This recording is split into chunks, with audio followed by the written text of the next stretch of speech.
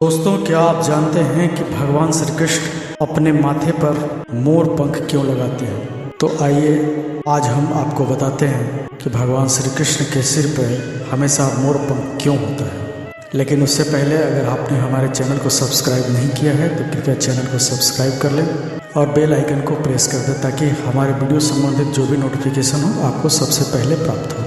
तो आइए शुरू करते हैं ये वीडियो। राधा कृष्ण के प्रेम की कई सारी कहानियाँ हैं जिन्हें पढ़कर या सुनकर उनके प्रेम की पराकाष्ठा का एहसास होता है। लेकिन कुछ ऐसे भी किस्से हैं जिन्हें जानकर हैरानी होती है। कृष्ण के सिर पर सजने वाला मोरपंख भी ऐसे ही एक किस्से का हिस्सा बना और उसका परिणाम यह रहा कि श्री कृष्ण ने कलिकाल तक मोरपंख को अपने शीश पर लगाने का वरदान दे दिया। आइए इस बारे में विस्तार से जानते हैं। कथा मिलती है कि गोकुल में एक मोर रहता था। वह श्री कृष्ण का अनन्य भक्त था। एक बार उसने श्री कृष्ण की कृपा पाने के लिए कन्हैया के द्वार पर जाकर जप करने का विचार किया।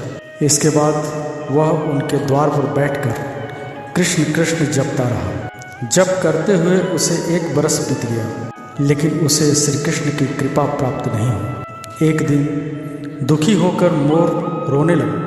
तभी वहाँ से एक मैना उड़ती हुई जा रही थी। उसने मोर को रोता हुआ देखा तो बहुत अचंभित हुई। मैना ने सोचा कि यूं तो मोर किसी भी कारण से रो सकता है, लेकिन कन्हैया के दर पर कोई मोर रोए, यह तो अचंभित करने वाली बात है। इसके बाद मैना मोर के पास गई और रोने का कारण पूछा। तब मोर ने बताया कि 1 बरस से मैं कन्हैया को प्रसन्न करने के लिए कृष्ण नाम जप रहा हूँ, लेकिन कन्हैया ने आज तक मुझे पानी भी नहीं पिलाया। यह सुनकर मैना बोली, मैं श्री राधे रानी के बरसाना से आई हूँ, तुम मेरे साथ वहीं चलो। राधे रानी बहुत दयालु है, वह तुझ पर जरूर कृपा करेंगे। मोर ने मैना की बात मान ली और दोनों ही उड़ते उड़ते बरसाना पहुँच गए। लेकिन मोर ने राधा रानी के दर पर भी कृष्ण नाम का ही जप किया। यह सुनते ही श्री राधे दौड़ते हुए और मोर को गले से लगा लिया। राधा रानी ने मोर से पूछा, तू कहाँ से आया? तब मोर ने कहा कि जय हो राधा रानी की, आज तक सुना था कि तुम बहुत करुणामयी हो और आज देख भी लिया। राधा रानी बोली, वह कैसे? तब मोर बोला कि मैं पिछले 1 बरस से कन्हैया के द्वार पर कृष्ण का नाम जप रहा हूँ, लेकिन पानी पिलाना तो दूर, उन्होंने मेरी ओर देखा तक नहीं। तब राधा जी ने कहा कि नहीं, मेरे कान्हा ऐसे निर्मोही नहीं है।